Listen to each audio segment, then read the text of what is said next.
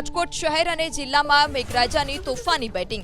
શહેરના Gondal road, Dhebar road, racecourse ring road, Mavdi સહિતના વિસ્તારમાં ધોધમાર વરસાદ વરસતા મવડી અને આસપાસના વિસ્તાર જળબંબાકાર થયા। તો Yagnik road, racecourse ring road સહિતના વિસ્તારમાં વરસાદી પાણી ભરાયા।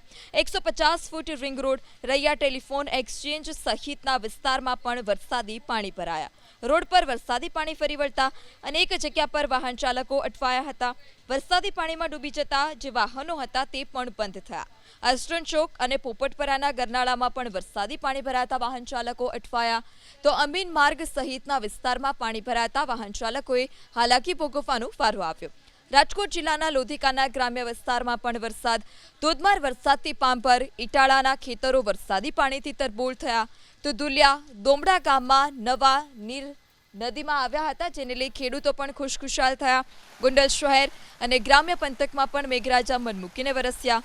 શહેરના બસ સ્ટેશન, કોલેજ ચોક, ગુંદાળા ચોક સહિતના વિસ્તારમાં વરસાદ, રોડ રસ્તાઓ પાણીમાં ગરકાવ થયા।